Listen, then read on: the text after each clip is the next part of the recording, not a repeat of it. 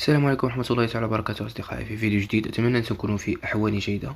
اليوم أصدقائي سوف أشارك معكم توقعاتي وتحليلاتي لمباريات يوم الخميس إن شاء الله. نبدأ بالدوري الأوروبي، هي بنصف النهائي أستون فيلا ونوتنغهام. أنتم تعرفون في المباراة السابقة في الذهاب فازت نوتنغهام ب1-0، وهذه المباراة على ملعب أستون فيلا. الآن لدي أصدقائي سوف نلعب الدوبل شانس، خيارين: إما فوز أستون فيلا وإما التعادل.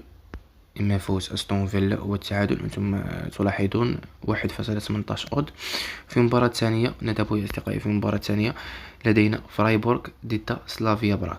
فرايبورغ على ملعبها ضد سلافيا براغ. في المباراة السابقة، في مباراة الذهاب، فازت فرايبورغ ب2-1 فازت براغا ب2-1 على فرايبورغ. وهذه المباراة يا أصدقائي سوف نلعب كلا الفريقين يسجل. كلا الفريقين يسجل عود عفوا كلا الفريقين يسجل عود 1.90. ونذهب إلى الكونفدرالية. لدينا كريستال بالاس على ملعبه ضد الشختار. وفي المباراة السابقة فازت كريستال بالاس ب3-1.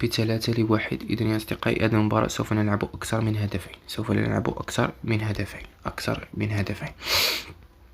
وفي المباراة الأخرى لدينا ستراسبورغ ضد رايو فاليكانو في ملعبها فازت على ستراسبورغ ب1-0. إذن يا أصدقائي سوف نلعب خيارين: إما فوز، أنا أعطيكم توقع السهل، إما فوز ستراسبورغ أو التعادل. ونذهب يا أصدقائي إلى الدوري المغربي. لدينا مباراة واحدة، لدينا نهضة بركان ضد فريق توارقة.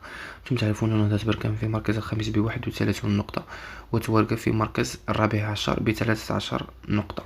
سوف يلعبون البارج. إذن يا أصدقائي هذه المباراة صعبة، وعلى ملعب نهضة بركان. أصدقائي هذه المباراة يا أصدقائي سوف نلعب نهضة بركان تفوز. سوف نلعب نهضة بركان تفوز. ونذهب إلى الدوري السعودي. لدينا الشباب ضد النصر المتصدر ب79 نقطة، بفارق نقطتين على الهلال. لذا يا أصدقائي النصر يجب عليها أن تفوز في هذه المباراة كي لا تلاحقها الهلال بفارق نقطتين لا شيء. لذا يا أصدقائي سوف نلعب يا أصدقائي النصر يفوز بأود 1.30. النصر يفوز بأود 1.30.